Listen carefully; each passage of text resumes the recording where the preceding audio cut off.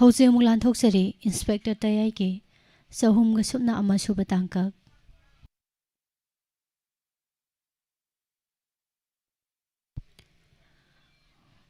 ꯋꯥꯔꯤ ꯑꯃꯗꯤ ꯈꯣꯟꯖꯦꯜꯗ James Heikrujam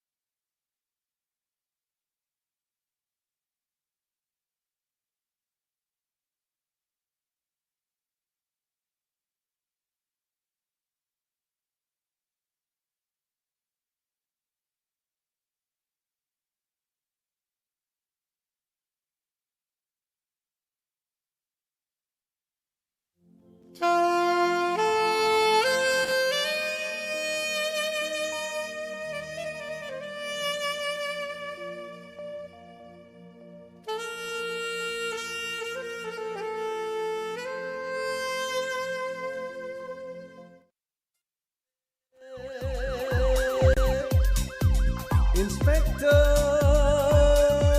Tayai Tayai Tayai Lakle Lakle Ngasisu pudona lakchari Inspector Tayai Chahunga Amasuba Tangka Sandokchari Batoromasi Hauzik Hingliba Amadi Laikhidraba Kanagumaga Kariguma Hiramamata Damari Lenizadi Miamgi Awa Potaba Nungai Nenaba Honajaban Kariguma Togdok Singasi Kanaguma Mari Lenera Mataravadi Madugi Waka Ekoi Lojabangam Jaro Hi hi hi Vidya Vidya Kadai lagi nang bo Ngahak tane na yung masida nang laitaba Kaino minang tayo bo Ito sang salo Kadai lagi Inom sa Kari hage Eh Kadai doon nang salo bo Ha Kadai da muksa da na lady no ba Tauri siya mo ne Nasagi pibam do diyang di bima Nang siya Irang di untok na pagre ne Hey Ay wai geta Chumna ne Miga mimana na lady ba pawda Kadai no haida na lady ngada Mimana drabi Mayam ga su kwai ga mana draba Nang si Tasing na isyo na ne Nang ginagundo kara loktok pa dyan Nalam draba di bima Layba ga nga mo he Laybak sida ne Para haidu dyan Inom sa Ay na Karilan karabagay inom sa Ish Karilan karabagay na Bima Patti na mo hain gero Patti na mo hain geraba Lila palada film da karida drama da to badumayna Ay si patta bini no olan gairo Munna khalo Munna wakando Munna khalo Ay nga ngi se Nangi panabra Kanagi panabra haibado nang amukto khalo Inomsa Ay inomsa da karim tala nang khan balay tiye Ish Wahay di kari hangun Ising lit pa zanati Unto Naso hay naso po gane Mali masida siyemaga tamamida ko ibima Ay haige Wato Haujiki matamda Nupa mana karamba nupi pamge Masak matau pajabi Lairik laisu haibi Tabak taubi Adugane Sien watabi Aun po janu ulakadaba Chaba thako watab Hayeng lohong wada gari gaido Kar gaido yorokpa Maduni hoji nupa singsinane pamisi Madu natragana Nang nasana ne Nasakto Ka hena pajabatare Filmgi Heroine ga haibado Adumayna fazabata ba Adu maksu natri bema Nasana nangbu Mingshel di yengbada nangbu ikay jadro Ha Ikay jadra haiba Na kong dagina na kokpog yengbada Nanggi shoy di ba mayam dubu Nangbu ikay jadra haiba ni Indom sa Ay Mimana di haiba budi Ay su khangi indom sa Dubu Ay nakariso ayan ba toro budi laite indom sa Pari indom sa Ay Sandhyana Ma kulit sa turena Kainom ta sinarongge Maruki pisadom ta pibiramona Ay bu kaurok pa ni Adugi tunggal da to ba ni Is Mino kulit sa talaga Nang na karitaw ruri ba Migi pakon sa nabaro ng laysibo Nati Nang sikitang mayang gamimana diri hairabadi Ay di nga moy Mayang gamimana di Nang haiba yadro Makoy ka nang gamana ba yabra ba? Ha? Sat pa do seko sat.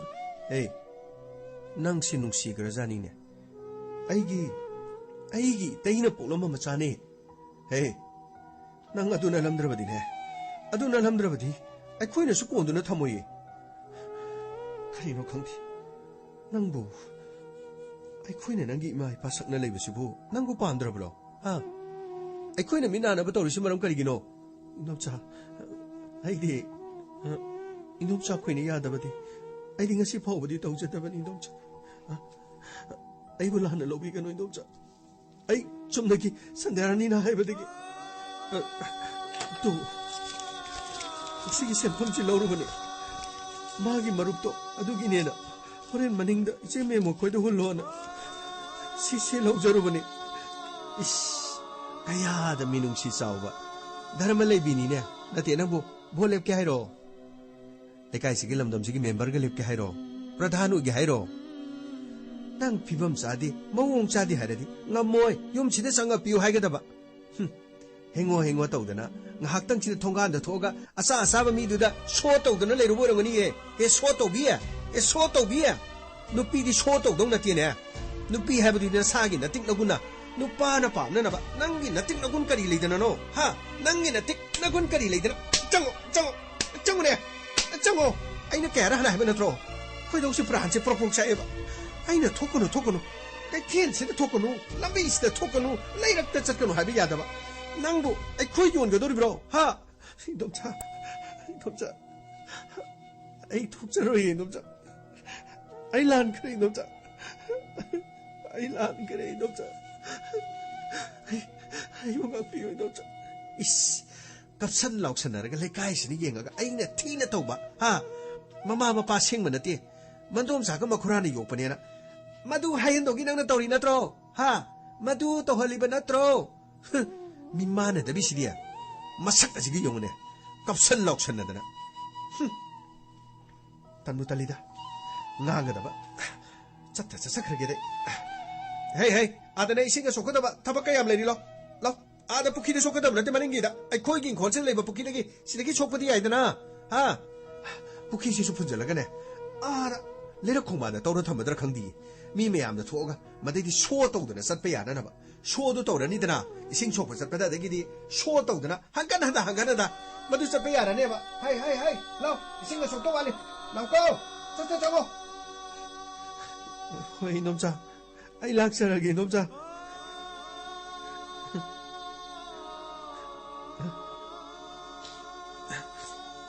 아이마 깨도래 아다 무수수 떠올래두나 깨도려봐 그대로게 미는 뭐 감사 그 수도기에 밑에 뜬장그리바 아두기 그리노네 사기 밑에 뭐 가람바 뜬의 정이노네 세세세 영에세 아 영에세 하이글로 나 밑에 하이글로 그 감사 뜬 레이트레 잣크레 아이나 노이거든 바이토 그러말래 에이 그리노면 또 이나 아유, 그래도래. 너놈 사는 거리 하래. 너놈 사는 게 하다보는 거리 더우리. 아유, 그래도래. 어? 그래도르게. 감자.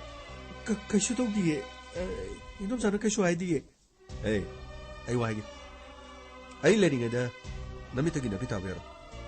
아이, 낭 못 보리바. 낭게 보크도. 아이기 야마. 얀다브라. 아이기 야마. aduga yamba madi aigi taimana gari accident laikhidabada ei nangbu ngasi phawbada aina poksa bisa dawna aina nangbu yoksarak lebasida nang naning thungdaba gari lerege ha gari naning thungdaba lerege ba kakamsa ai karimta leitiye karimta ningba thungdaba leite ba ai changage inom chana ne ising so na haramani ai chamuki ge ko kakamsa anganga simandomsana soidena ngangamani aigi nupisina ne masina mayamga iman manada khara nungsik pa hebadun tobugidi masa nupisi phaningdana ngangwa sakoirongmani adaida sa nupisina thawai nungaitadana oh isa ningol sinamamitagi mapi tabasi khallubada thamoi si puwa yadreni thobok chaluraga hanjalakpada isana kappa Kara ngangdrabadi yaroidori. Angang asi mathai nunghahendaba yadaba. Laibak thiba gari gi accident amada. Tada. Itay magana khoini di punamak si khangdrabanida. Thaduk lamnaga pikliba Vidyabu aigi thanungda thamamba. Ngasidi tada nachanupi Vidya si chaure ne tada. Itay ma nachanupi chaure. Nachanupi ki kumahi yengadaba matam sida. Tada nakhoina nachanupi bu thadokuna sakkiba.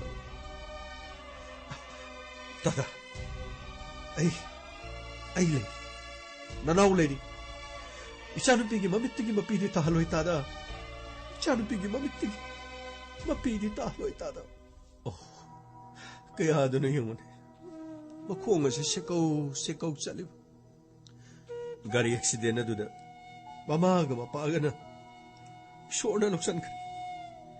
Mabo na. Makunga si sapkay na sarupang kay raga. Gari accident of pamaduda. Isa si sining sa hingaw ba? Ano mamaga mapaga na laikidrabaso. Makunga si yod pum na siya madagi. Panayam ka no hane. Ano ba? Sakpada di makunga si shake to na chala. Maray bakin. Ano ba? Nupahawiram na ba di pagadaba? Nupiyo ba siya na? Ningon magway ba siya tamoy siya? Tiyeng krination. Sundari. Ay tabra na mo. Ay mong dalay eh. Magkari haige. Ay lay. Karino. Ring na mong lay ni Torres. Sunil ginin.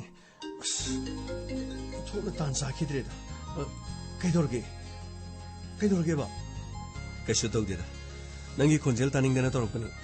Kay Dorge o jipo. Yung dalay eh. Karino ba phone Torres jipo? Text ko na toro haraga. Karigi phone Torres ino ba?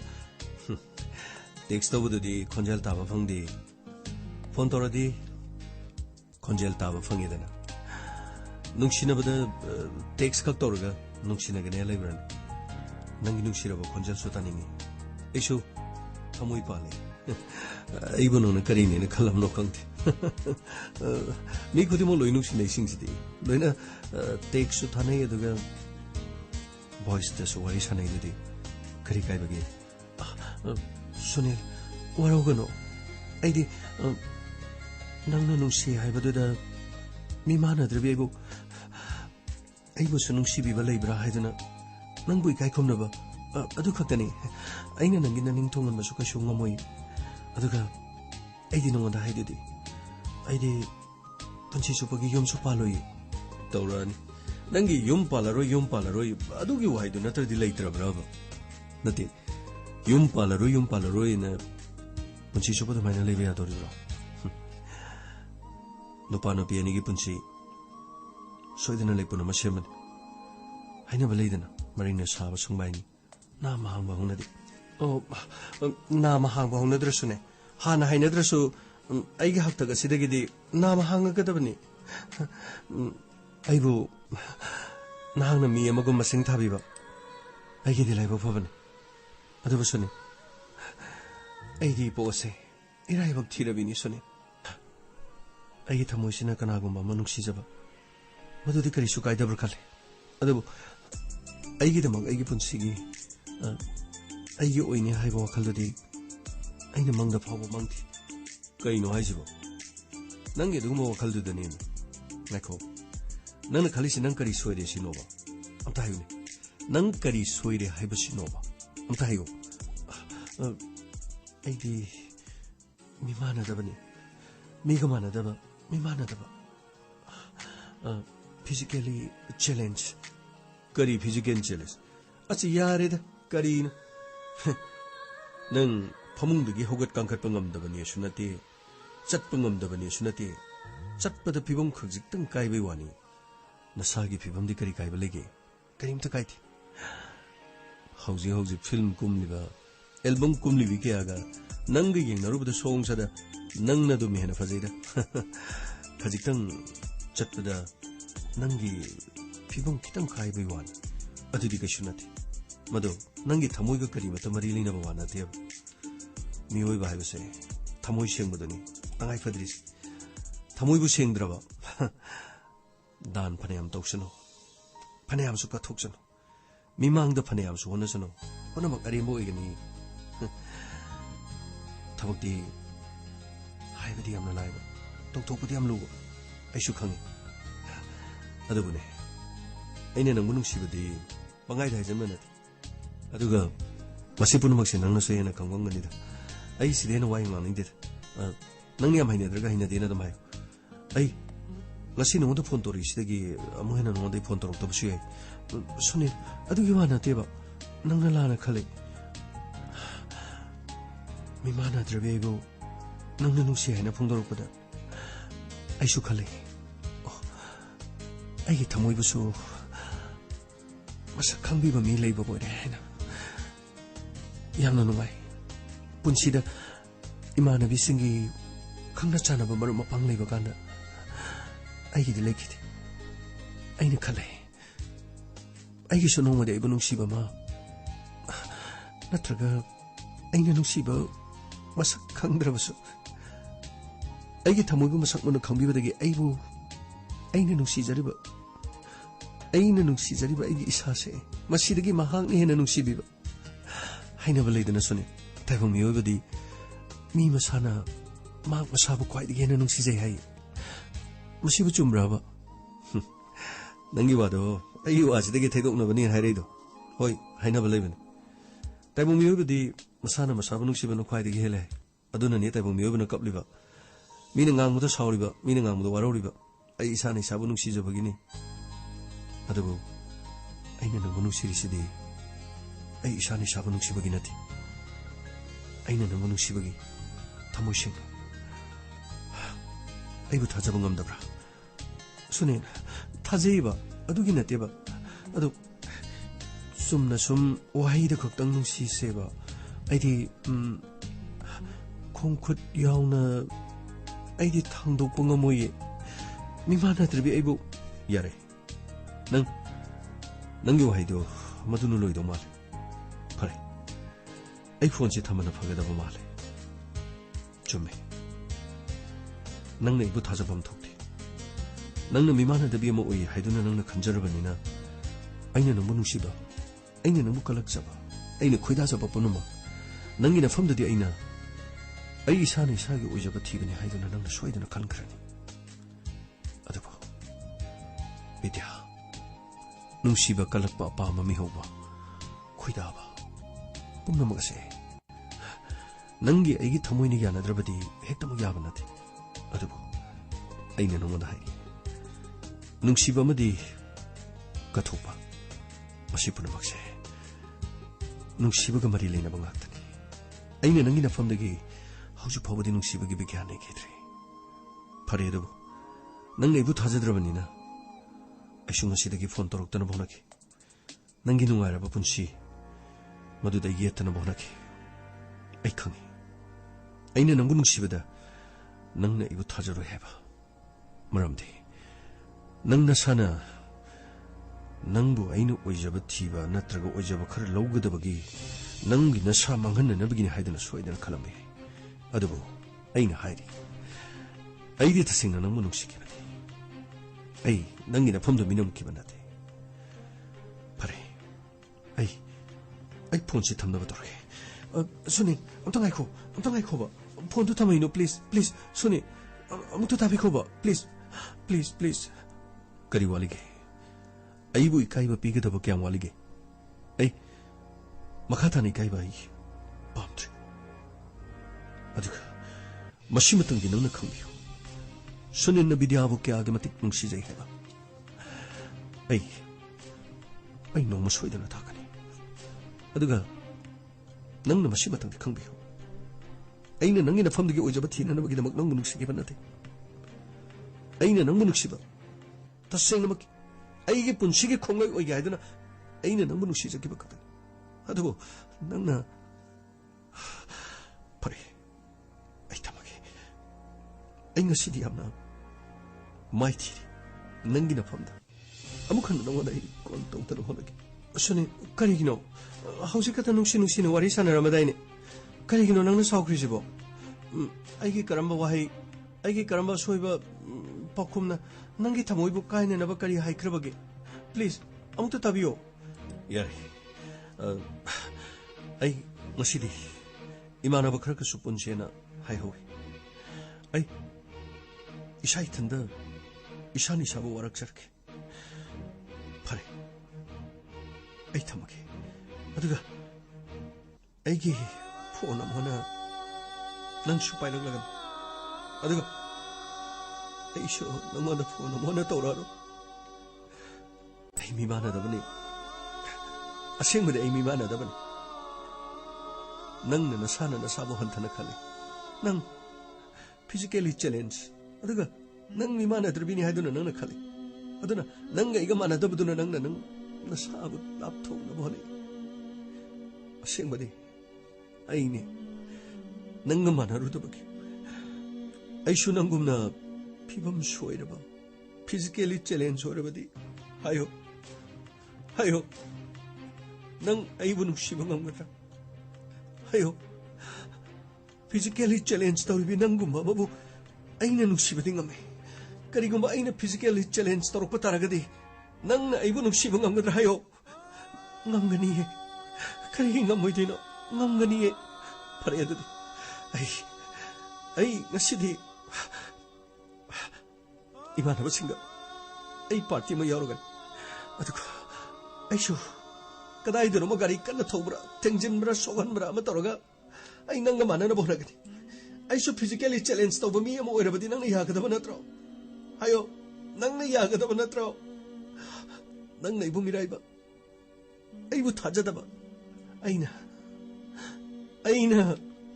낭부 사나보금 낭나 칸바 파래 아이 타마게 수닐 아스 폰지 못 탕그린 sinu horena mo yu thakchalaga aingona mo phone soidana torokani si madudagi phone paidrasu aingona warogan kamai tawni tawrisi phone si thamdradi phadawba karino khangdeda aigi mapogasi tabra tai ai waige nasanu pisi ꯃꯃꯤꯠꯇꯒꯤ ꯃꯄꯤ ꯇꯥꯍꯟꯒꯅꯨꯅꯦ ꯅꯪꯅ ꯀꯔꯤꯒꯤꯅꯣ ꯃꯥꯕꯨ ꯍꯦꯛ ꯇꯊꯤ ꯉꯥꯡꯉꯤꯁꯤꯕꯨ ꯀꯩꯅꯣ ꯍꯥꯏꯕꯤꯔꯨꯕꯗꯨꯕꯨ ꯑꯩꯗꯤ ꯃꯥꯕꯨ ꯉꯥꯡꯕ ꯆꯩꯕ ꯀꯩꯁꯨ ꯂꯩꯇꯦ ꯐꯍꯟꯅꯤꯡꯕꯗꯒꯤ ꯃꯤꯒꯤ ꯃꯃꯥꯡꯗ ꯈꯔ ꯂꯦꯝꯅꯅꯕ ꯈꯔ ꯆꯩꯕ ꯉꯥꯡꯕꯗꯅꯤ ꯑꯗꯨ ꯅꯠꯇ꯭ꯔꯗꯤ ꯀꯔꯤꯅꯣ ꯍꯌꯦꯡ ꯐꯠꯇꯅꯨꯡꯗ ꯊꯣꯛꯂꯛꯑꯗꯤ ꯀꯔꯤ ꯑꯣꯏꯅꯤ ꯍꯧꯖꯤꯛꯇꯤ ꯑꯩꯈꯣꯏꯒꯤ ꯗꯥꯏꯇꯅꯤ ꯏꯇꯩ ꯑꯗꯨꯒ ꯏꯆꯦ ꯑꯗꯨꯒꯅ ꯊꯝꯂꯝꯂꯕꯅꯤ ꯑꯩꯁꯨ ꯏꯁꯥꯒꯨꯝꯕꯅꯤ ꯅꯨꯡꯁꯤꯔꯤꯕꯅꯤ ꯃꯣꯏ ꯄꯥꯕꯨꯡꯅ ꯑꯩꯉꯣꯟꯗ ꯂꯥꯟꯅ ꯎꯔꯤꯕꯗꯣ ꯅꯠꯇꯦꯗ ꯅꯉꯣꯟꯗ ꯑꯩꯅ ꯂꯥꯟꯅ ꯎꯕꯩ ꯋꯥ ꯅꯠꯇꯦ ꯑꯉꯥꯡ ꯑꯁꯤꯅ ꯃꯃꯤꯠꯇꯒꯤ ꯃꯄꯤ ꯇꯥꯕꯗꯣ ꯌꯦꯡꯕ ꯉꯝꯗꯦ ꯅꯪꯅ ꯉꯥꯡꯅꯤꯡꯕ ꯆꯩꯅꯤꯡꯕ ꯂꯩꯔꯁꯨꯅꯦ ꯈꯔ ꯐꯖꯅ ꯇꯞꯅ ꯉꯥꯡꯗꯅ ꯈꯣꯠꯇꯅ ꯇꯧ ꯐꯠꯇꯅꯨꯡꯗ ꯊꯣꯛꯑꯗꯤꯅꯦ ꯑꯐꯕ ꯑꯣꯏꯔꯣ ꯋꯥꯔꯧꯈꯤꯕꯗꯤ ꯀꯅꯥꯅ ꯈꯪꯅꯤ ꯍꯧꯖꯤꯛꯀꯤ ꯃꯇꯝꯁꯤꯗ ꯑꯃꯨꯛ ꯑꯩꯈꯣꯏ ꯊꯥꯗꯣꯛꯑꯒ ꯆꯠꯈꯤꯒꯦ ꯍꯥꯏꯔꯣ ꯅꯠꯇ꯭ꯔꯒꯅ ꯐꯠꯇꯅꯨꯡꯗꯕ ꯆꯤꯟꯖꯥꯛ ꯆꯥꯁꯤꯜꯂꯒ ꯁꯤꯔꯦ ꯅꯥꯔꯦ ꯍꯥꯏꯔꯗꯤ ꯀꯔꯤ ꯑꯣꯏꯅꯤ ꯅꯪ ꯑꯝꯇ ꯈꯟꯗꯅ ꯌꯦꯡꯉꯨ ꯑꯉꯥꯡ ꯃꯆꯥꯃꯛꯁꯨ ꯅꯠꯇ꯭ꯔꯦ ꯍꯧꯖꯤꯛꯇꯤ ꯂꯩꯁꯥꯕꯤ ꯐꯥꯖꯜꯂꯛꯑꯕꯅꯤ ꯍꯣꯏ ꯑꯩ ꯂꯣꯏꯅ ꯈꯪꯉꯤ ꯀꯩꯗꯧꯕꯒꯦ ꯑꯐ ꯐꯠꯇ ꯃꯥꯁꯨ ꯈꯔꯗꯤ ꯈꯪꯐꯝ ꯊꯣꯛꯑꯦ ꯍꯥꯏꯕꯒꯤ ꯋꯥꯅꯤ ꯀꯩꯁꯨ ꯅꯠꯇ꯭ꯔꯕꯁꯨ ꯊꯣꯡꯒꯥꯟ ꯃꯆꯤꯟ ꯑꯁꯤꯗ ꯂꯦꯞꯇꯨꯅ ꯆꯥꯕ ꯑꯩꯅ ꯋꯥꯔꯤꯕꯗꯤ ꯃꯥꯕꯨ ꯐꯠꯇꯅꯨꯡꯗ ꯊꯣꯛꯀꯅꯤ ꯍꯥꯏꯕꯒꯤ ꯋꯥꯅꯤ ꯀꯅꯥꯅ ꯈꯪꯅꯤ ꯅꯨꯡꯁꯤꯕ ꯁꯥꯗꯨꯅ ꯃꯥꯕꯨ ꯃꯩꯊꯦꯝ ꯇꯧꯗꯨꯅ ꯃꯍꯥꯛꯀꯤ ꯄꯨꯟꯁꯤ ꯃꯥꯡꯍꯜꯂꯛꯂꯕꯗꯤ ꯀꯅꯥꯒꯤꯅꯣ ꯃꯥꯡꯖꯕꯁꯤꯕꯣ ꯑꯩꯅ ꯃꯥꯕꯨ ꯉꯥꯡꯕ ꯆꯩꯕꯗ ꯌꯥꯝꯅ ꯅꯨꯡꯉꯥꯏꯇ꯭ꯔꯒꯅ ꯑꯩ ꯀꯔꯤꯃꯇ ꯉꯥꯡꯖꯔꯔꯣꯏ ꯄꯨꯝꯅꯃꯛꯇꯣ ꯂꯥꯏꯕꯛꯅ ꯇꯝꯕ ꯑꯃ ꯑꯗꯨꯝ ꯂꯩꯖꯔꯝꯖꯅꯤ ꯑꯗꯨꯒ ꯑꯩ ꯀꯔꯤꯃꯇ ꯍꯦꯛ ꯉꯥꯡꯖꯔꯣꯏꯁꯤ 이해 순다리 아이나 하이시 năng 라나 큰거는 따나버 거위니 거이는 낭나리시 와 하이버시 따나거다버니 따나라 간다 로이나 토거다버 따나드링에다 거이나 디시전을 러로이다버 아이나 하리시디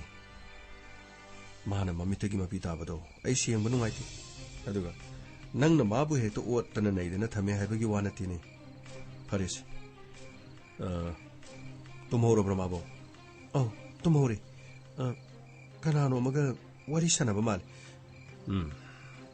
ꯋꯥꯔꯤ ꯁꯥꯟꯅꯕꯗꯨ ꯀꯅꯥꯅꯣ ꯍꯥꯏꯕꯗꯨꯁꯨ ꯈꯪꯅꯕ ꯍꯣꯠꯅꯒꯗꯧꯅꯤ ꯀꯅꯥ ꯋꯥꯔꯤ ꯁꯥꯟꯅꯩ ꯀꯅꯥꯒ ꯈꯪꯅꯩ ꯀꯅꯥꯒ ꯆꯥꯟꯅꯩ ꯃꯁꯦ ꯃꯃꯥ ꯃꯄꯥ ꯑꯩꯈꯣꯏꯒꯤ ꯊꯧ ꯄꯥꯝꯃꯤ ꯄꯥꯝꯗꯦ ꯌꯥꯅꯤꯡꯉꯤ ꯌꯥꯅꯤꯡꯗꯦ ꯃꯗꯨ ꯑꯩꯈꯣꯏꯅ ꯍꯥꯏꯔꯣꯏꯗꯕꯅꯤ ꯃꯨꯟꯅ ꯑꯩꯈꯣꯏꯅ ꯅꯩꯅꯕ ꯂꯣꯏꯔꯕ ꯃꯇꯨꯡꯗ ꯑꯐ ꯐꯠꯇꯗꯨ ꯌꯦꯡꯂꯒ ꯑꯩꯈꯣꯏꯅ ꯍꯥꯏꯒꯗꯕꯅꯤ ꯑꯗꯨꯒꯅꯦ ꯀꯅꯥꯅꯣ ꯋꯥꯔꯤ ꯁꯥꯟꯅꯔꯤꯗꯣ ꯀꯔꯤ ꯂꯝꯗꯩꯅꯣ ꯀꯅꯥꯅꯣ ꯃꯔꯨꯞ ꯃꯄꯥꯡ ꯑꯣꯏꯔꯤꯕ꯭ꯔꯥ ꯅꯨꯡꯁꯤ ꯅꯨꯡꯉꯣꯟꯒꯤ ꯃꯔꯤ ꯂꯩꯅꯕ꯭ꯔꯥ ꯍꯥꯏꯗꯨꯗꯤ ꯅꯪꯅ ꯃꯨꯟꯅ ꯈꯪꯅꯕ ꯍꯣꯠꯅꯒꯗꯕꯅꯤ ꯑꯩꯅ ꯍꯥꯏꯁꯤꯅꯤꯀꯣ ꯃꯁꯤ ꯑꯩꯈꯣꯏꯒꯤ ꯊꯧꯅꯤ ꯃꯁꯤꯗ ꯑꯩꯈꯣꯏꯅ ꯆꯦꯛꯁꯤꯜꯍꯧꯗ꯭ꯔꯕ ꯑꯩꯈꯣꯏꯅ ꯌꯦꯡꯍꯧꯗꯕ ꯇꯥꯔꯒꯗꯤ ꯃꯗꯣ ꯑꯐꯕ ꯑꯣꯏꯔꯣ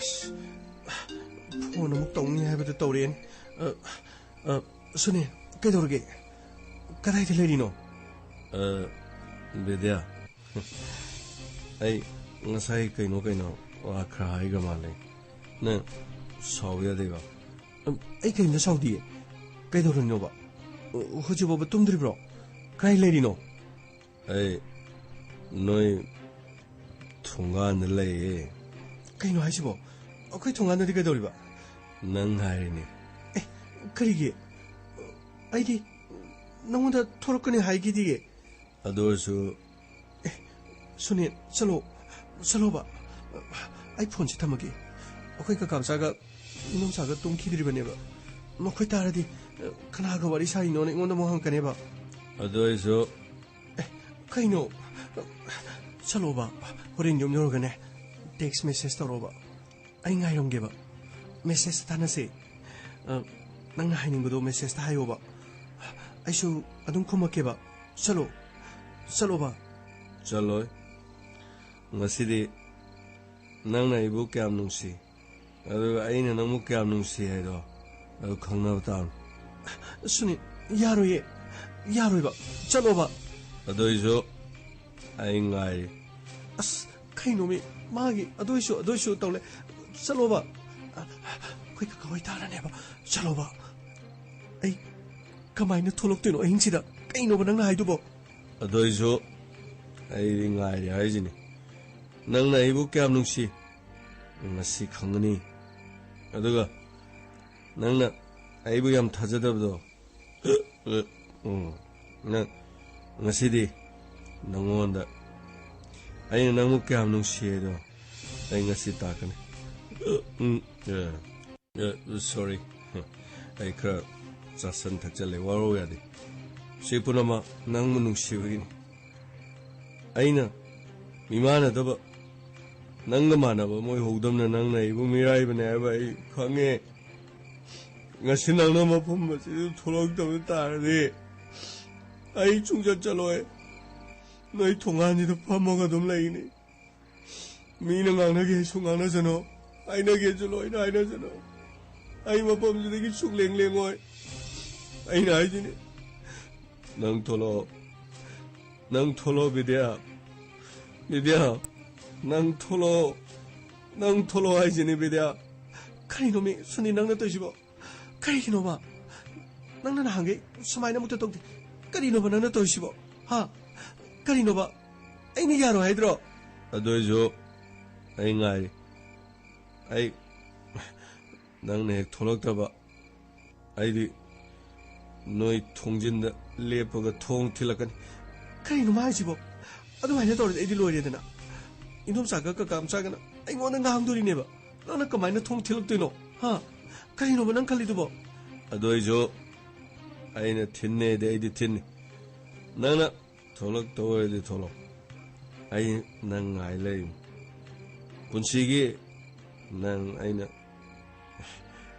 ꯑꯩ ꯈꯣꯡꯂꯣꯏ ꯑꯣꯏꯔꯗꯝꯅꯤ ꯅꯪꯅ ꯑꯩꯕꯨ ꯌꯥꯝ ꯊꯥꯖꯗꯕ ꯅꯪꯕꯨ ꯑꯩꯅ ꯏꯁꯥꯒꯤ ꯑꯣꯏꯖ ꯑꯣꯏꯊꯛ ꯈꯔꯒꯤ ꯅꯨꯡꯁꯤꯕ ꯃꯥꯟꯕꯗꯣ ꯉꯁꯤꯗꯤ ꯅꯪꯕꯨ ꯑꯩꯅ ꯅꯨꯡꯁꯤ ꯍꯥꯏꯕꯁꯦ ꯑꯩ ꯃꯌꯦꯛ ꯁꯦꯡꯅ ꯇꯥꯒꯅꯤ ꯑꯩ ꯅꯪ ꯉꯥꯏꯔꯤ ꯁꯠ ꯊꯣꯛꯂꯛꯑꯣ ꯕꯤꯗ꯭ꯌꯥ ꯁꯠ ꯊꯣꯛꯂꯛꯑꯣ ꯅꯠꯇ꯭ꯔꯗꯤ ꯑꯩꯅ ꯊꯣꯡꯒꯥꯟꯗ ꯑꯥꯏ ꯂꯚ ꯌꯨ ꯕꯤꯗ꯭ꯌꯥꯅ ꯀꯟꯅ ꯂꯥꯎꯔꯗꯤ ꯂꯩꯀꯥꯏ ꯃꯌꯥꯝꯁꯦ ꯃꯤ ꯂꯣꯏ ꯇꯥꯅꯤ ꯃꯤ ꯃꯌꯥꯝ ꯇꯥꯔꯗꯤ ꯑꯩꯉꯣꯟꯗ ꯑꯣꯝꯁꯜꯂ ꯐꯨꯔꯛꯄꯁꯨ ꯌꯥꯏ ꯑꯩꯅ ꯍꯥꯏꯁꯦ ꯅꯪ ꯁꯠ ꯁꯠ ꯊꯣꯛꯂꯛꯑꯣ ꯀꯔꯤꯅꯣ ꯁꯨꯅꯤ ꯅꯪꯅ ꯍꯥꯏꯗꯨꯕꯣ ꯌꯥꯔꯣꯏꯁꯦ ꯁꯤ ꯃꯔꯝ ꯃꯣꯛꯄꯅꯦꯕ ꯍꯌꯦꯡ ꯅꯣꯡꯃꯅꯦ ꯅꯣꯡꯉꯥꯟ ꯊꯥꯕꯜꯂꯀꯥꯟꯗꯅꯦ ꯑꯩꯈꯣꯏꯒꯤ ꯑꯋꯥꯡ ꯊꯪꯕꯒꯤ ꯄꯣꯛꯐꯝꯗꯣ ꯑꯗꯩꯗ ꯁꯤꯡꯖꯨ ꯆꯥꯃꯤꯟꯅꯁꯦꯕ ꯁꯦ ꯊꯝꯃꯒꯦꯀꯣ ꯅꯪꯁꯨ ꯆꯠꯂꯣꯕꯀꯣ ꯊꯝꯃꯒꯦꯀꯣ ꯑꯗꯨꯏꯁꯨ ꯅꯪꯅ ꯐꯣꯟ ꯊꯝꯈ꯭ꯔꯁꯨ ꯑꯩꯅ ꯑꯃꯨꯛ ꯍꯟ ꯇꯧꯅꯤ ꯐꯣꯟꯒ ꯊꯝꯃꯤ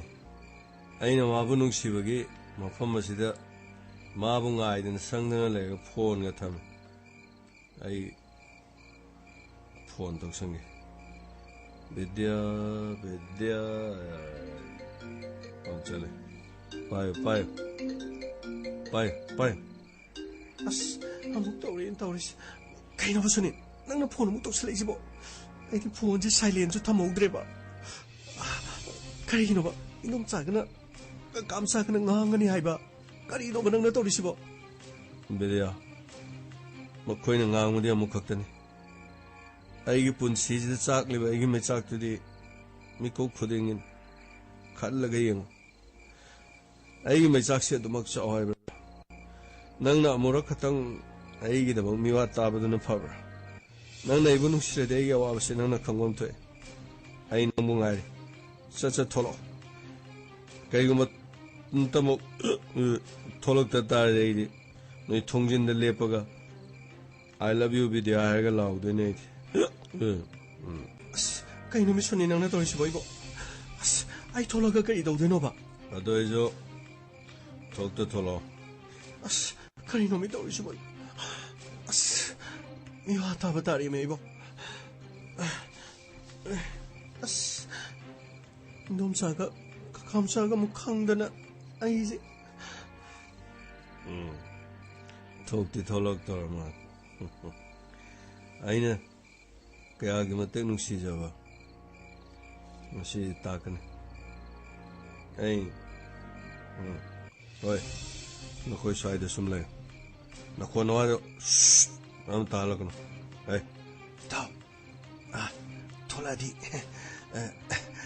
허렌 이따오 거기 가직다 와리 왔다 에 뜸래 너희 아이 왜이사 손에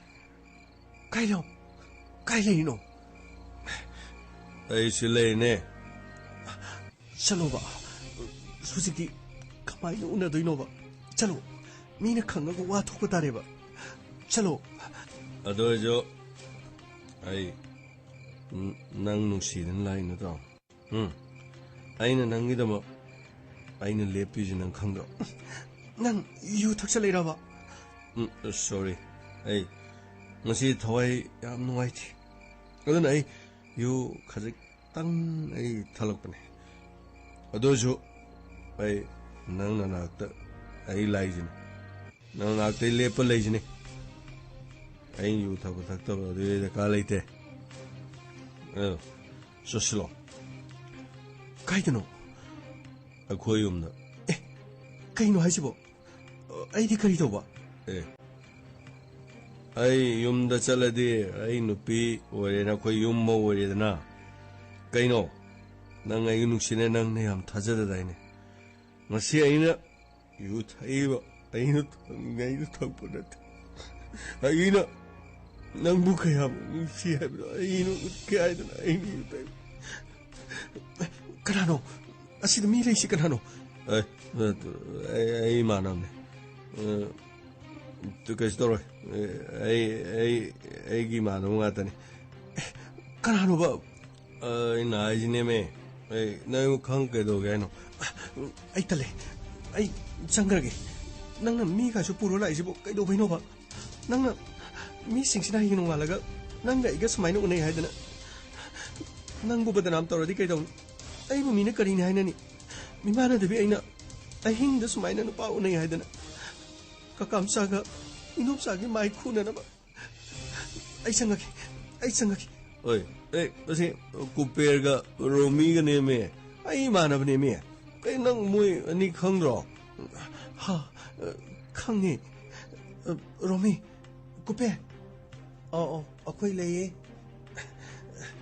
세 순인지 뿌그러 너희 번나 유통이나 보러 말 뿌그러 봐세 너희 마통 남자디 행이디네 소마이나 라거나 юм도 통튼근에 해버드다 아이시 돌리네 봐 너희 민원데 그 소마이나 와리 사는 거 서로 봐 서로 아이나 하이비지 낭야데 어디 아이는 낭 누시다브즈 나테 낭나 이 누시다브즈 나테 낭 마팜즈데기 뿌르가 아이는 사킵다 너 cây nổ xuất hiện nắng tây cây nổ xe lo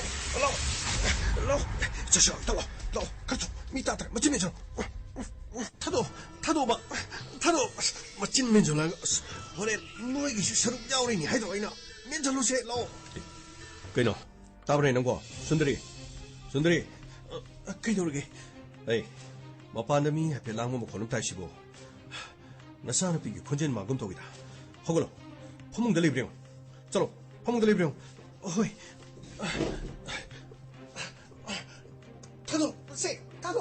타도 까이노는 던지고 타도 보세 타도 아이는 너무 눈치도 없이 났다봐 어디가 난가 이거 머리 일리네도 없이 났다봐 낭나 까리기로 꽤 라울라울 싶어 하 자시로 하더니 자시로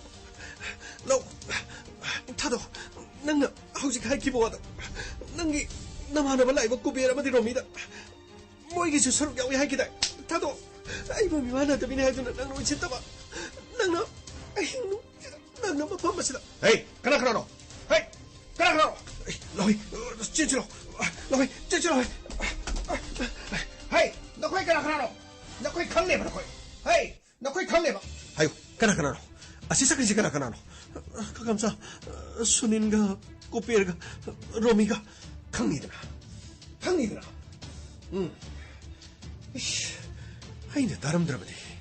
아이네 다름 들어보디 샤기 분실로 이런 겁니다 까리기노 낭나 잉롱이 아시다 낭나 뭐 코이나 꼭 토가 낭나 토이버 까리기노 까리기다 먹더노 낭나 까리기다 먹더노 뭐 코이나 꼭 토가 토리버세 마시니 아이는 앙리부터 마시긴 해봐 멍원나 마싱선우나 이는 앙바 어두부 까이 하더니 영문에 아이 코이나 똥갈 간치다 너빠 어흥가 마마 탄다가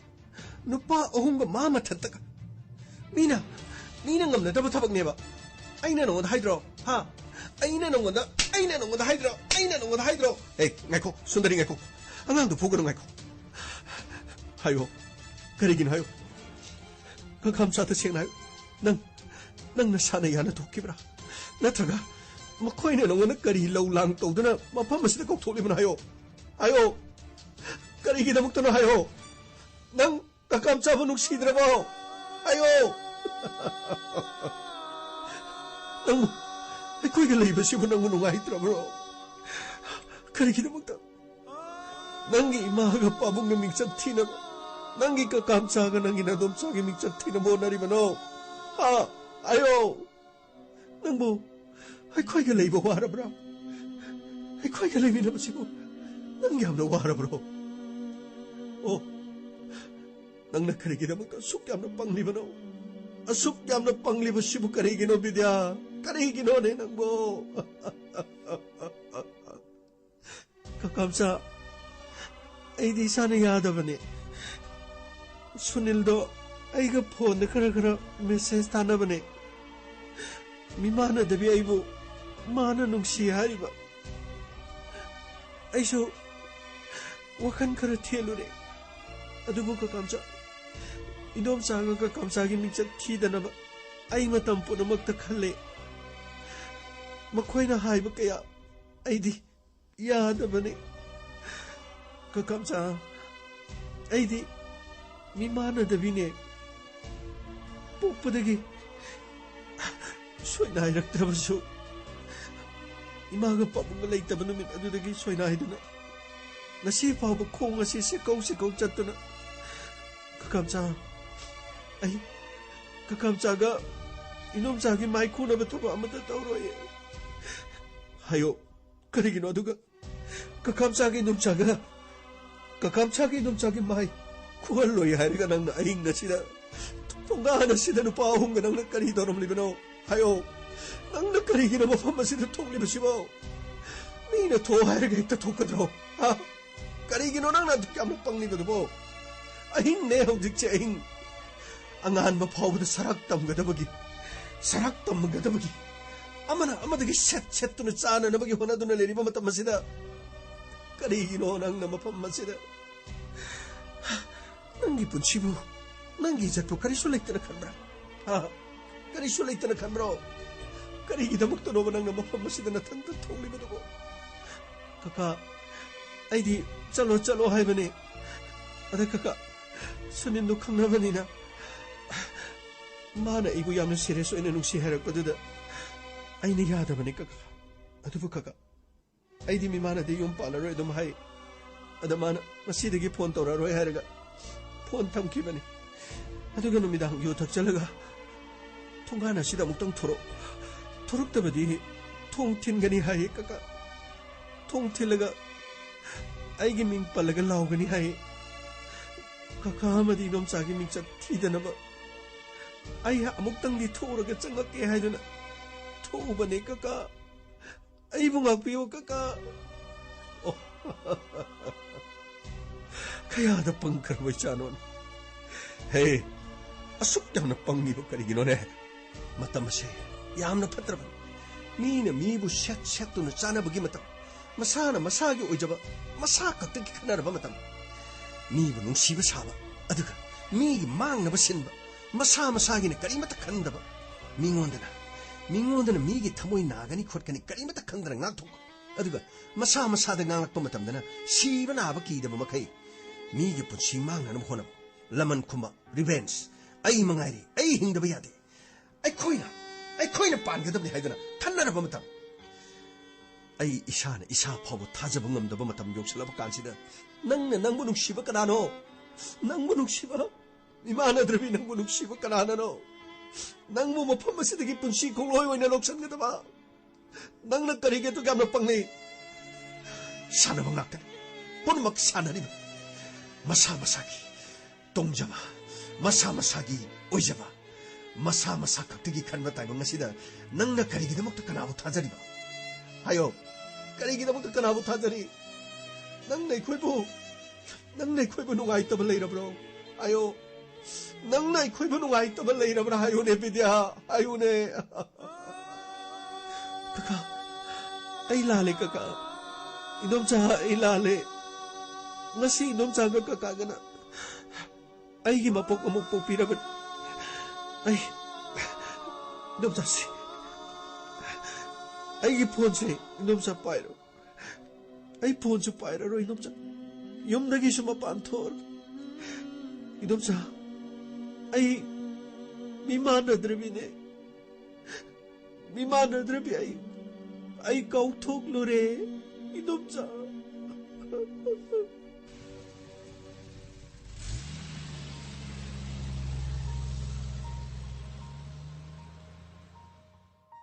Nungay ba na siri da? Hozaki matam da kwaya di nungay ba si Krino? Tumba da kang sik da ba? Aduga tumba da ko? Krino mang sa sumang mang da na nungay na nakhoga. Si tumba na ko? Kwaya di nungay boy ba ni? Kwaya di hao ba na ko? Saba yaba? Aduga ko? Poktan na sumsa kota ka saba yaba doy ba? As, tayo mo miyo ba na hona ba si Krigo hona ba na hay ba da ko? Muna kaloro di ko? Saba ka takpa ka tumba ka. Kaya hay kita mo kang nila. Som na nako. Nung sibigi so muway do.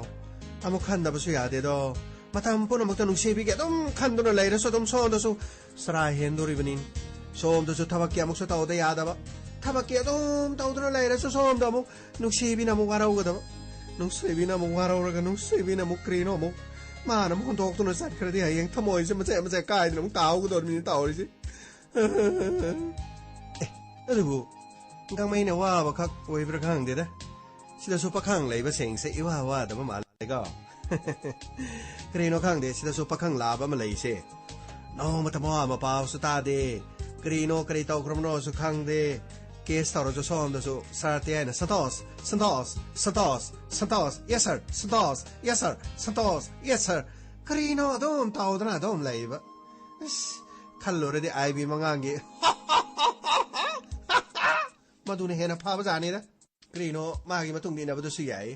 अदसो Joy कुमारा sir Joy कुमारा sir Joy कुमारा sir करीनो ने मोइने ताउदो साइंगोंदा समाना चिंगीबो करीनो है हारिबो चिंगीबो 아이는 쾌도도 사오더가 마기 와 과이도 이나 땀기 빠봉 하이브네이나 그리노 강데 파나돔 농아이리 그리노 나하니 마나 롱닝 부기 몽다 마서 베스 가 테크 다 바닝 무자니까 케스데 코이다 로이바 어디가 마나디 로이바디나 따바니나가 마락라디 마기 마파도도 상실라가 코이노 사 코르노 프라이트 롱더브라 마좀 하이스라 칸 마니니 करीनो का महीना तो इधर वो सर कैसे दाऊदी सर hey ngau दने सर किनी को पुलिस सोए बदे ngau सर पे आम लाइवनी mayum da sunu pi do thira ba madu gane police station da mo madu gi akoi bade le nu pi angang koi dana mayung kai dana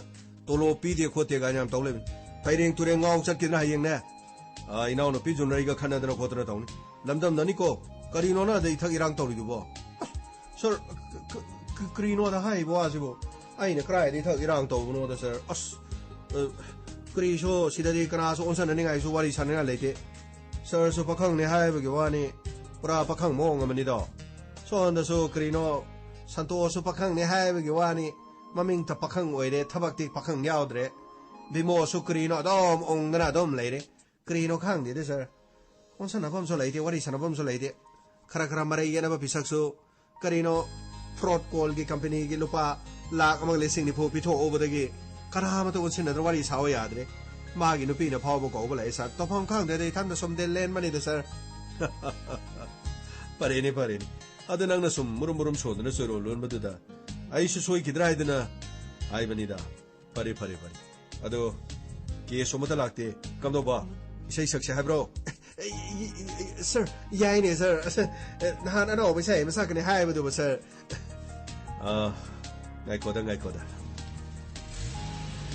करीनो ने गरी मोम लाए ने ताओ केस माले तो करीनो ताओ बसे नुआई ने ले बसे यार तबनी को ताओ बसे करीनो ले बा मसा सा पुलिस सोई बसे हम नुआई को ना कोई लो सिंग दो योन थो को लो बा लाख त्रा मंगा कुन द योन ना कोई पुलिस संग न बोनो को हम नुआई बने करीनो का मई नंग तोरी मी लाई दो कोक्सलुने सॉरी सर इसनाउ सें करी लाइब्रा सोंदा सर लाइए लाक्यो सर तो उनजगी संबियो यागनी सर अमुक तो संजर के सर संबिरो याम करी ले सर यामना नुआई तब थोदोगमा अई नाक लेप्सरी बस अई यामगी मचानुपीनी अदुदी अहल लमन सॉरी सर अपोपी अमदि अपोप लेखिद्रे गरी एक्सीडेंट अदुगा मा कक्कनी हिंगोब मागी मखोंग असिसु ये थंबा सरु असि लोइना कायबदगी मखोंग असि योट फुमदुना लेरिबा अदुगा खजिक्तम सोइना हाइबी हाइबदो ओइ यारे वही अदु सीजन बिगन सोइना हाइबा नथि physically challenged hingna ngi dama lanthing na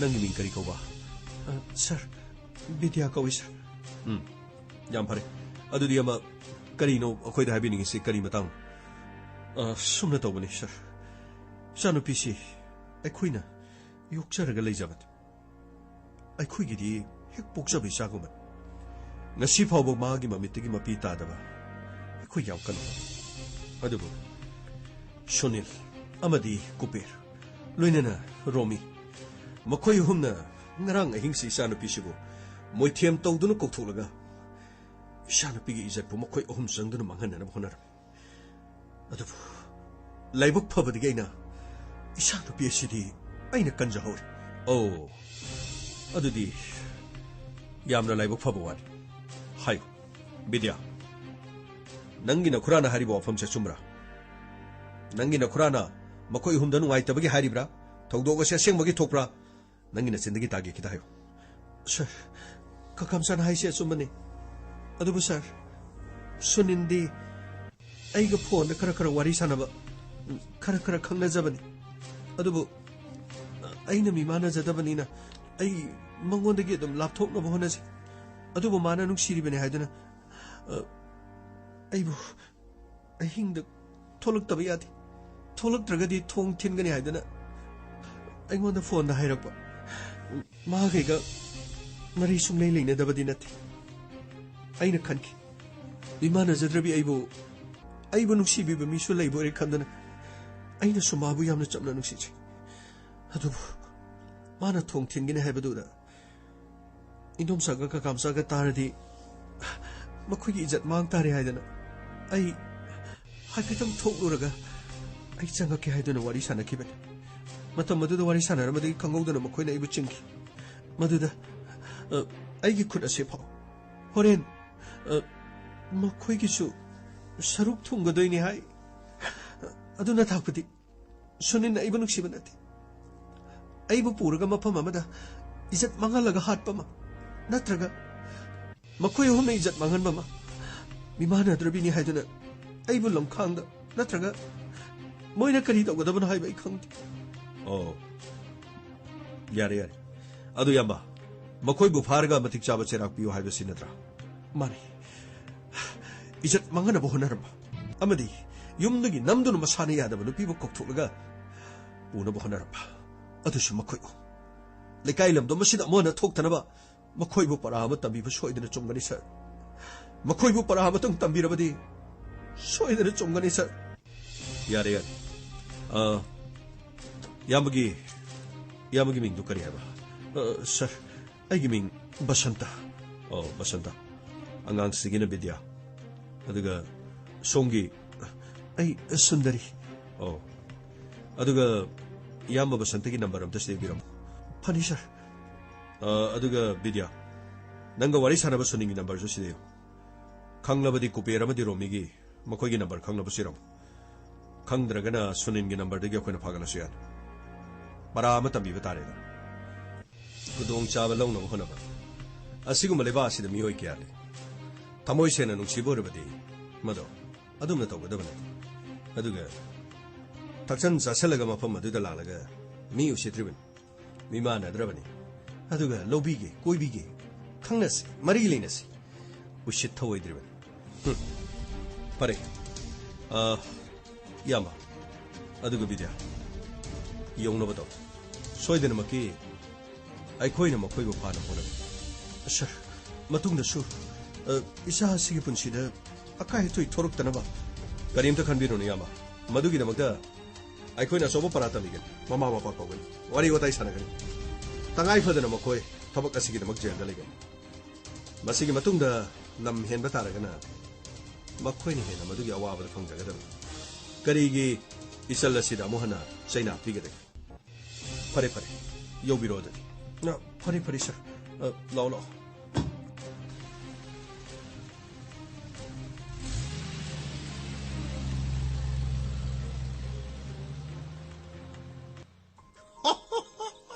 सुगाने वाटे दको कोरिनो कोइ केसि सुगाने वाटे दको करिनो ने गमै नंग तोइदुबो हा आइबी मंगागी खुनो कोनोक तन तोरिदुबो करिनो मिनंग तोइदुबो सॉरी सर आइसो करिनो हंदकसे मांगसो ताइबांसो आइबी मंगांगे मंगांग ngak tang ai ne sir करिनो ने आइबी मंगांगी मंगांग ngak tang ai re सिबो सर माना नहान मना यामना लौजानिंग ना तौबदुगा अस करिनो मासिबु स्टार मरी मंगा पिरगा करीनो थबक्तगी कोक पोथालगा सुमांगनि लादे हनबि यारोइद्र सर हा ए टेंगिनि चसिलो मी अहुमदो फागलगा तक्थसिलो फागनि सर हदक्ते एगी चै थाउ तैरब चै एसे मथौ याना तावदरे दको लाक्यो सतोस लाक्यो रहो लाक्यो अरे अखोइगी मी सिंग लोइना लाक्यो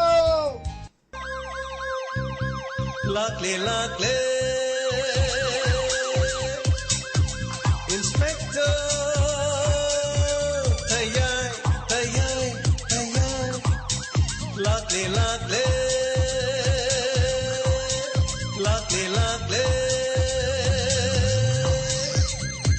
Inspector,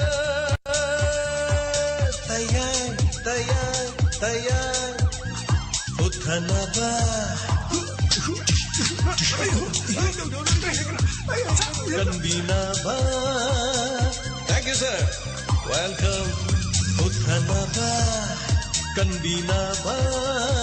Inspector. Tayay, tayay, tayay. Lakle, lakle.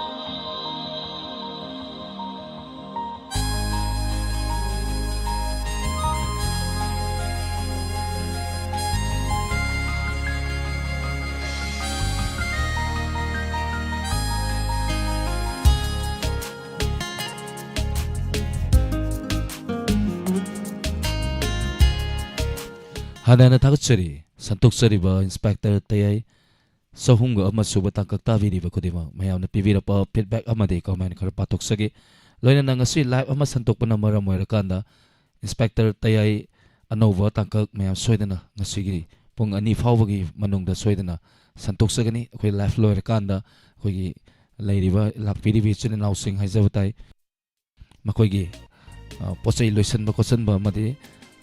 Saksawa ko pahitare katang thengdawa maram kanda inspector Tayay ngasi anova tangkak soidana dead body gi hum suba tangkak maya punna ngai minasi pungani phawgi manungda koi soidana kulotam jage thank you Terminator ngasi sa pibire Terminator se nungti gi sa adum pibire thank you takachuri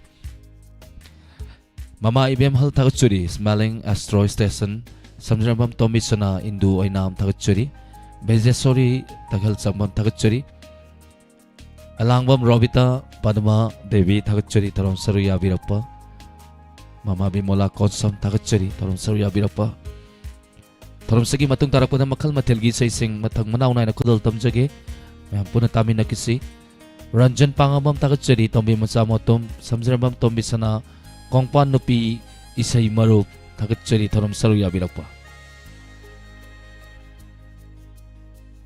Yamba Mujaukambam Takachuri, Kunjarani Sanglapam Takachuri Taram Saruya Virapa. Mimicry, thank you, Taram Saruya Virapa. Prabhavati Devi Takachuri Taram Saruya Virapa. Thank you, Kuraizam Mimi, thank you. That body Takak Mayapuna Ngai Minasi, Ngasi. Kariwari Porpage, Haibedo Mayapuna, Ngai Minasi Pung Ani Fawagi Manunga, Sweden, Santuk Navakan, the same Sajari. Takachuri saya makudol tamjage Maya punna muktaminasi Koirao no bi misna hai na sayori vei say ni Isay si busak liba jam say kurjam kudol tamjari Maya punna taminasi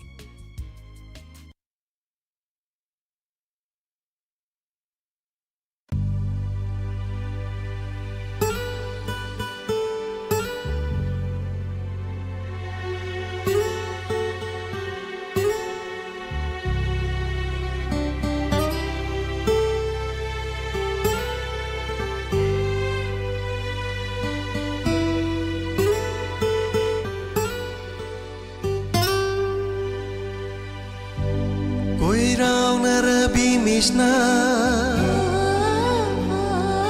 Thajabungam jabi maitho Koirao narabi Misna Thajabungam jabi maitho Kayada ninti jariba Kayada ninti jariba Koirao narabi Misna Thajabungam jabi maitho Koirao narabi Misna Thajabungam jabi maitho Kayada ninti jariba Kayada ninti jariba Laklo ne nangmu aige inaksida Laklo ne nangmu aige inaksida Momo noklo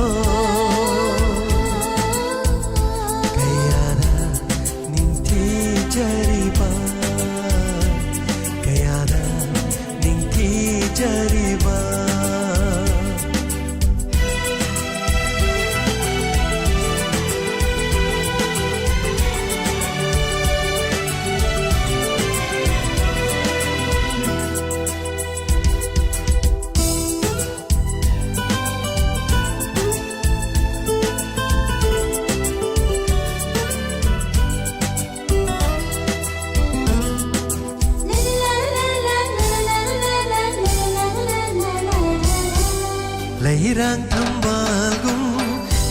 ꯊꯤꯖꯕꯤꯃꯥꯏ ꯊꯣꯡ ꯑꯉꯥꯡꯕ ꯂꯩꯔꯥꯡꯒꯨꯝ ꯇꯉꯥꯡꯂ ꯆꯤꯡꯕ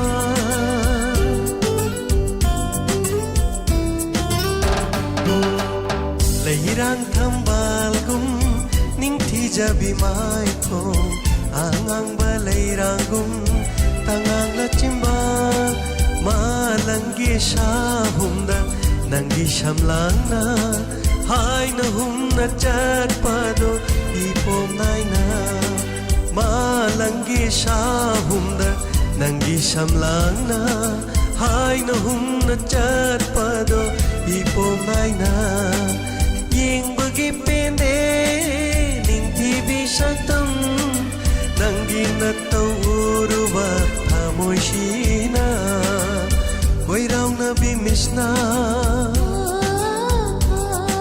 타자붕엄 자비 마이토 Koirang nabi misna Thaja bungam jabi maito Kayada ningti jariba Kayada ningti jariba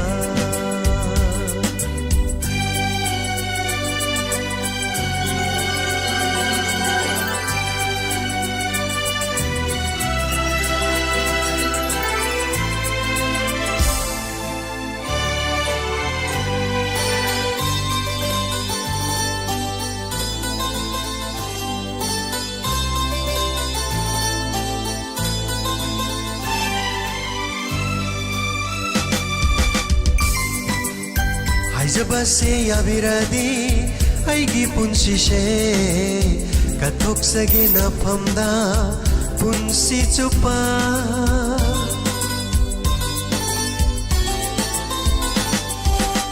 Haijabase yabiradi aigi punsise Kathoksagi nangonda punsi chupa Manglanda sutoy na toyna nang nalaktuna Wari kaya syarami inatanang na Manglanda sutoy na nang nalakto na Wari kaya syarami inatanang na Mapakudingi lecharage Nang su ay gidamagta lepiyo ko Hoy raw na bimis na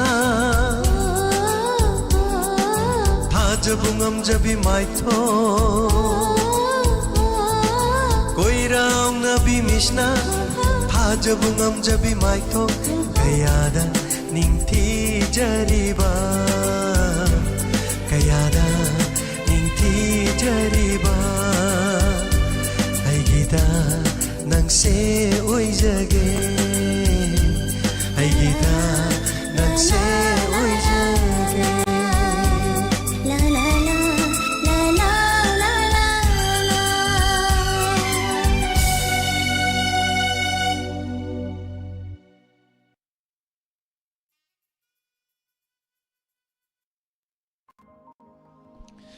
Hanana takachari dharam sarya virapa bala longjam naure ivam jamsan takachari mani ning thaujam takachari sorai sambir kamjit thank you dharam sarya virapa pudamapu hanana takachari ne balangi laima popo takachari alangma maravita MD Said Khan tayai pung kayada laktoi no ngai bawari tumba yadri takpire MD Said Khan ngasi se koige singer of the week live santok pa na marang kanda live chung si pung tara ni toy kara halakpa da loisal mana marang kanda ngasigi inspector tay si we live na sanazar ka daw na marang kanda ngak aitare ngak sondaraga pung ani pawgi manungda soidana santok sagani mayam war suwana mayam punang ai minasi khulngak poisil naw singi da magta kang marakta nong marakta nonglei nuksit marakta khuigi damakta ngakpi senbiriba isilin nausingi damakta karigumba kharadang oira supi ba ngamnaba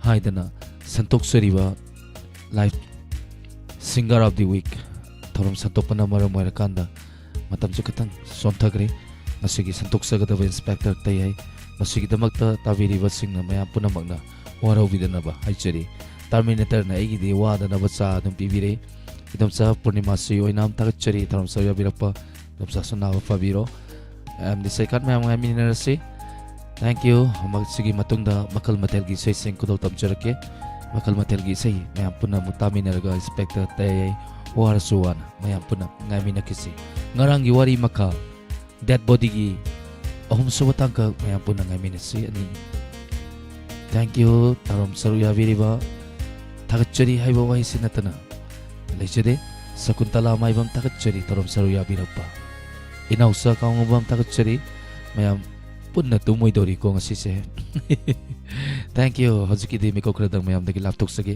next ꯄꯦꯖꯇ ꯂꯥꯛꯄꯤꯁꯤ ꯃꯈꯜ ꯃꯊꯦꯜꯒꯤ ꯏꯁꯩꯒꯤꯗꯃꯛ ꯍꯧꯖꯤꯛꯀꯤ ꯑꯣꯏꯅꯗꯤ ꯃꯤꯀꯣꯛ ꯈꯔꯗꯪ ꯃꯌꯥꯝꯗꯒꯤ ꯂꯥꯞꯊꯣꯛꯆꯔꯤ ꯄꯨꯝꯅꯃꯛꯄꯨ ꯑꯂꯦꯟ ꯁꯥꯄꯝꯅ ꯑꯃꯨꯛꯀ ꯈꯨꯔꯨꯝꯖꯔꯤ